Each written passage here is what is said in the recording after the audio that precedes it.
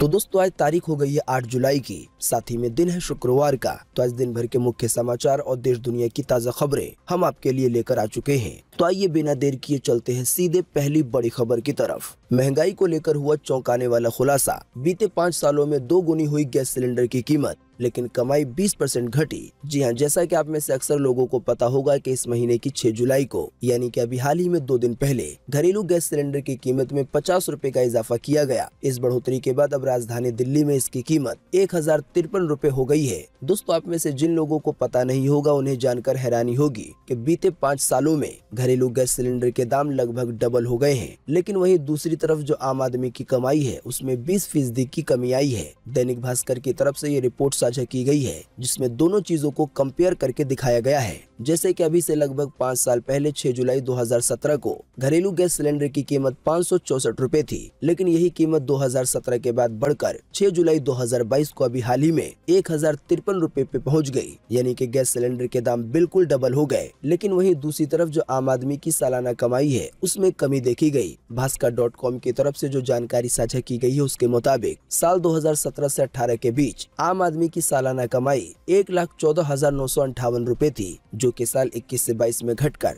91,000 रुपए पे लगभग पहुंच गई। यानी कि एक तरफ आम आदमी की कमाई घटती रही, लेकिन दूसरी तरफ कई चीजों के दाम बढ़ते रहे। जैसे गैस सिलेंडर के अलावा भी रिटेल की महंगाई कई गुना बढ़ गई। साल 2017 से 18 के बीच रिटेल महंगाई 3.3% थी, जो कि अभी हाल ही में 2021 से 22 में बढ़कर 5.2% हो गई। रिटेल महंगाई का बिल्कुल आसान सा मतलब ये है कि जो भी चीजें आपको खुदरा में मिलती हैं, उनकी कीमतें बीते 5 सालों में इतनी ज्यादा बढ़ी हैं। इसी तरह से अगर बात की जाए पेट्रोल डीजल की, तो पेट्रोल डीजल के दाम भी आसमान पे पहुंच गए हैं। जानकारी के मुताबिक 6 जुलाई 2017 को दिल्ली में 1 लीटर पेट्रोल की कीमत 63 रुपए 19 पैसे थी, जो कि अब 6 जुलाई 2022 को 5 साल के बाद 96 रुपए 72 पैसे हो गई है। यानी कि 30 रुपए से भी ज्यादा की बढ़ोतरी हुई है प्रति लीटर के हिसाब से बीते 5 सालों में।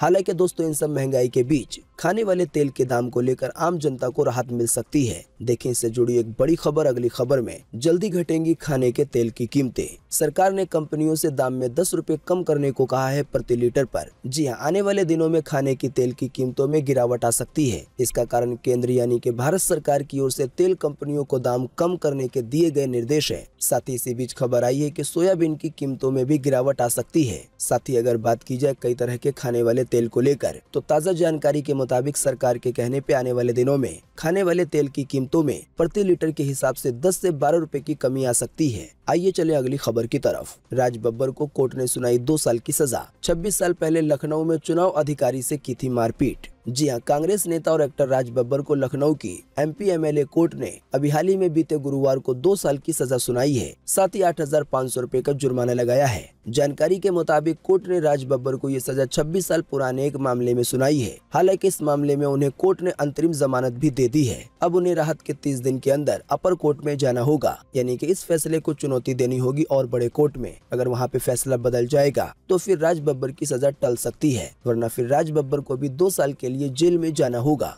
असल में जिस मामले को लेकर सजा सुनाई गई है वो 2 मई 1996 का है। 2 मई 1996 को चुनाव बूथ में घुसकर राज बब्बर ने मारपीट की थी, ऐसा आरोप है। आइए चले अगली खबर की तरफ। आने वाले दिनों में बढ़ सकती है रिटायरमेंट की उम्र, साथ ही पेंशन की रकम में भी हो सकती है बढ़ोतरी। जी हां, सरकारी कर्मचारियों को जल्दी खुशखबरी मिल सकती है। ताज़ा जानकारी के मुताबिक प्रधानमंत्री की आर्थिक सलाहकार समिति की ओर से एक सुझाव जारी किया गया है, जिसमें बताया गया है कि देश में लोगों के काम करने की उम्र सीमा बढ़ाई जानी चाहिए। अगर इस समिति के सुझाव को मान लिया जाता है तो आने वाले दिनों में रिटायरमेंट की उम्र बढ़ सकती है। साथ ही एक और जानकारी के मुताबिक सीनियर सिटीजन को जो पेंशन की रकम मिलती है तो इसमें भी बढ़ोतरी हो सकती है। रिपोर्ट के अनुसार इससे जुड़े सुझाव के तहत कर्मचारियों को हर महीने कम से कम 2,000 रुपए का पेंशन दिया जाना चाहिए। इसकी भी सलाह समिति की तरफ से दी गई है। आइए चले अगली खबर की तरफ। गुरप्रीत कौर संग हुई भगवंत मान की शादी। दिल्ली के मुख्यमंत्री अरविंद केजरीवाल ने निभाई पिता की रस्में। जी हां, पंजाब के मुख्यमंत्री भगवंत मान एक बार फिर शादी के बंधन में बंध गए हैं। हरियाणा के कुरुक्षेत्र की डॉक्टर गुरप्रीत कौर के साथ भगवंत मान ने बीते रोज 7 जुलाई को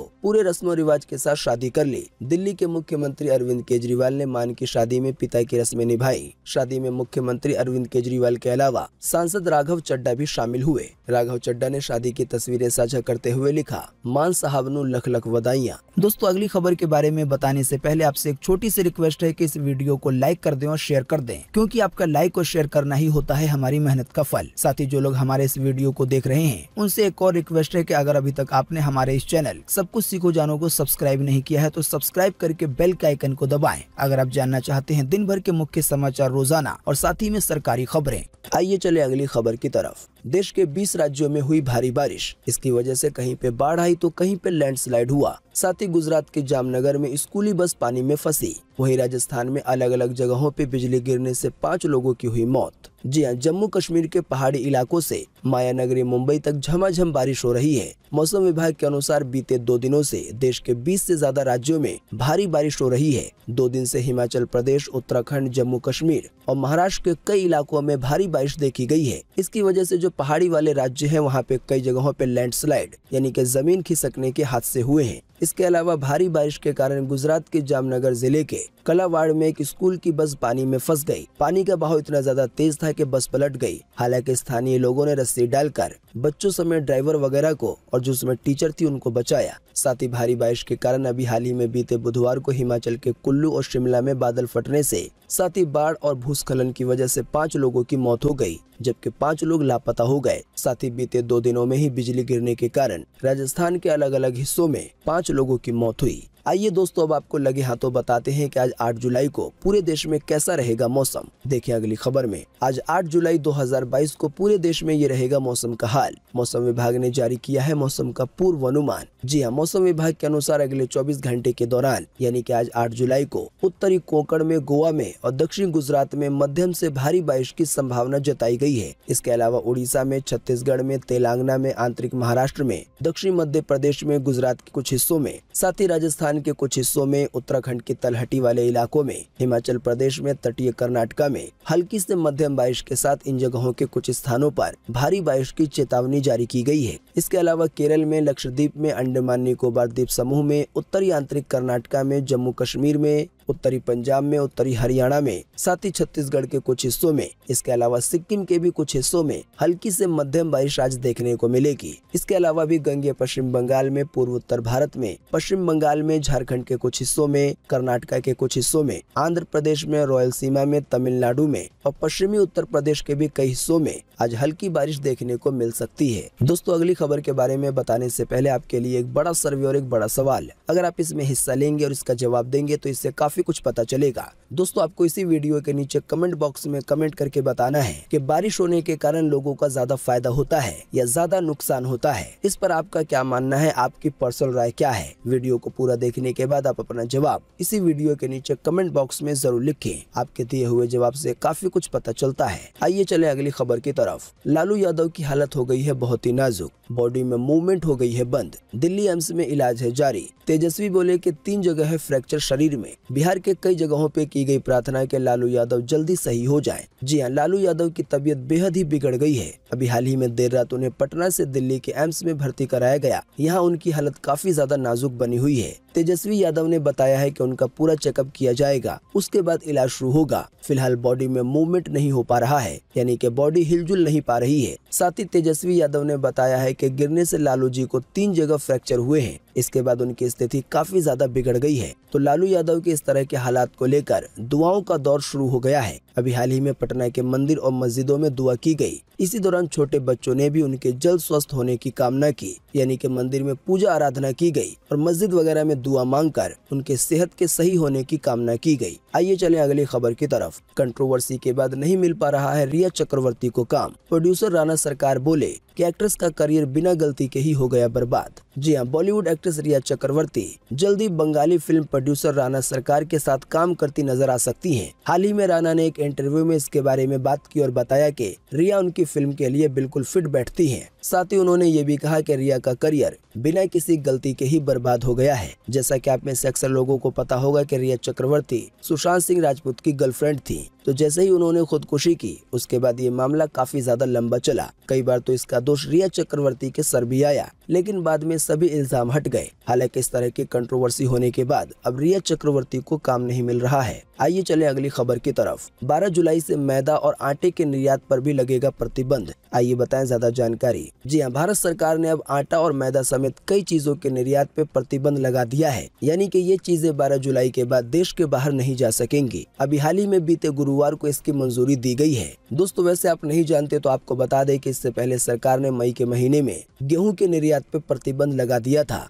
और ये करने का सबसे बड़ा एक मेन कारण था कि देश के अंदर जो गेहूं की कीमतें या जो आटा की कीमतें बढ़ रही हैं तो उस पे लगाम लग सके। और ये करने का एक सबसे बड़ा मेन कारण था कि अपने देश के अंदर जो गेहूं या आटा की कीमतें बढ़ रही हैं उस पे लगाम लग सके। इसी की वजह से सरकार ने मई के महीने में ये फैसला लिया कि अब गेहूं का निर्यात नहीं होगा, यानी कि गेहूं को दूसरे देश नहीं भेजा जाएगा। लेकिन सरकार ने जैसे ही ये फैसला लिया उसके बाद से आटा और मैदा का निर्यात बढ़ गया। तो इसी की वजह से अब सरकार ने फैसला लिया है कि आने वाले 12 जुलाई के बाद आटा और मैदा इसी तरह की कई चीजों का निर्यात नहीं हो सकेगा, यानी कि पहले अपने देश की पूर्ति की जाएगी। आइए चले अगली खबर की तरफ। भारत की इंग्लैंड में सबसे बड़ी जीत। पहले T20 में अंग्रेजों को 50 रन से हराया। जी हाँ, भारत और इंग्लैंड के बीच खेले गए पहले T20 में टीम इंडिया ने शानदार प्रदर्शन करते हुए इंग्लिश टीम को 50 रन से करारी शिकस्त दी है। ये टीम इंडिया की इंग्लैंड में रनों के लिहाज से सबसे बड़ी जीत है, यानी कि 50 रन से इंग्लैंड हारा है। इससे पहले इंग्लैंड में खेले गए 2009 के वर्ल्ड कप में भारत ने बांग्लादेश को 25 रन से हराया था। मैच के अपडेट की बात करें तो मैच में टीम इंडिया ने पहले बल्लेबाजी करते हुए 20 ओवर में 8 विकेट खोकर 198 रन बनाए, यानी कि इंग्लैंड की टीम को टारगेट मिला 199 रन का। तो इस टारगेट के जवाब में इंग्लैंड की टीम 19 ओवर 3 बॉल में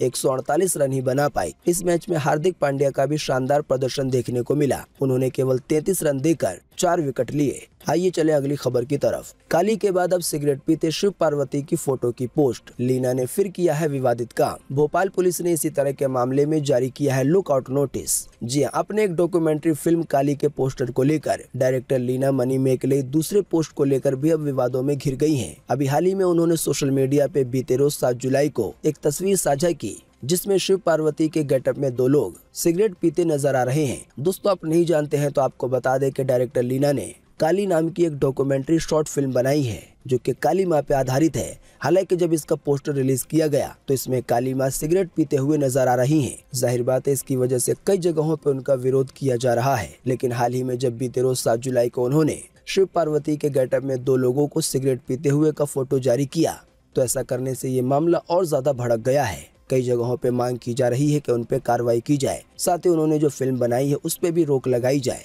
एक आध जगहों पे उनके खिलाफ FIR भी दर्ज हो गई है। साथ ही आपको बता दें इस पूरे मामले पर महाराज कालीचरण का भी एक विवादित बयान आया है। देखिए ज्यादा जानकारी अगली खबर में। काली की डायरेक्टर को लेकर कालीचरण महाराज ने दिया विवादित बयान। आइए बताएं क्या कहा। जी हाँ, देश भर में शॉर्ट फिल्म काली के विवादित पोस्टर को लेकर शुरू हुआ विवाद थमने का नाम नहीं ले रहा है। अब ताज़ा जानकारी के मुताबिक इस पर महाराज कालीचरण ने भी एक विवादित बयान दिया है।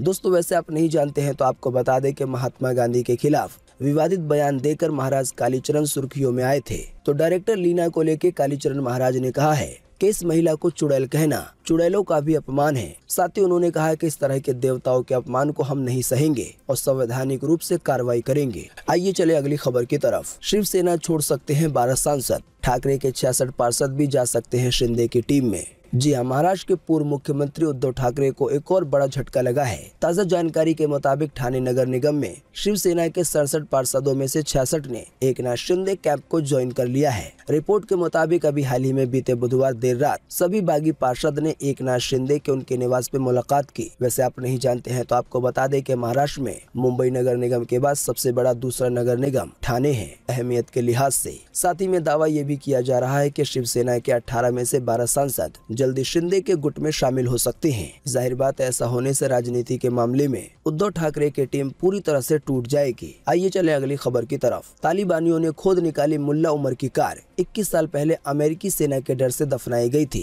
अब इसे नेशनल म्यूजियम में रखा जाएगा। जी हाँ, तालिबान के संस्थापक मुल्ला उमर की कार को 21 साल के बाद उसके लड़ाकों ने जमीन से खोद निकाला है। ताज़ा जानकारी के मुताबिक ये वही कार है जिसमें मुल्ला उमर साल 2001 में 9/11 हमलों के बाद अमेरिका से बचने के लिए भागा था। वो इस कार में कंधार से जाबुल प्रांत गया था। जब अमेरिकी सेना अफगानिस्तान में घुसी तो एक आंख वाले मुल्ला उमर ने अपनी कार को जमीन में दफन कर दिया था। अब इस कार की तस्वीरें सोशल मीडिया पे वायरल हो रही हैं। आप भी अपने स्क्रीन पर देख सकते हैं। बताया गया है कि अब इस कार को म्यूजियम में रखा जाएगा। जाहिर बात है, आप में से अक्सर लोग जानते होंगे कि अभी हाल ही में कुछ महीने पहले अफगानिस्तान में एक बार फिर से तालिबान ने कब्जा करते हुए अपनी सत्ता जमा ली है और ये कार है तालिबान के संस्थापक की। तो इसी की वजह से इस कार को सम्मान देते हुए इसको नेशनल म्यूजियम में रखा जाएगा। आइए चले अगली खबर की तरफ। हज करने के लिए 6500 किलोमीटर पैदल चले ब्रिटेन से मक्का पहुंचे 53 साल के आदम। बोले ये यात्रा इंसानियत के लिए थी। जी हाँ, कोरोना महामारी के कारण रुकी मुस्लिमों की पवित्र हज यात्रा 2 साल के बाद शुरू हो गई है। ताज़ा जानकारी के मुताबिक इसके लिए एक ब्रिटिश नागरिक अहमद मोहम्मद ने 11 महीने 26 दिन पैदल चलकर ब्रिटेन से मक्का का सफर किया और ये सफर 6500 किलोमीटर का था। आदम ने 1 अगस्त 2021 को ये सफर शुरू किया था और वो 26 जून को आयशा मस्जिद पहुंचे। आदम रोजाना लगभग 18 किलोमीटर पैदल चलते थे। उन्होंने अपने लिए एक हाथ गाड़ी भी बनाई हुई थी जिसमें उनके कपड़े वगैरह थे।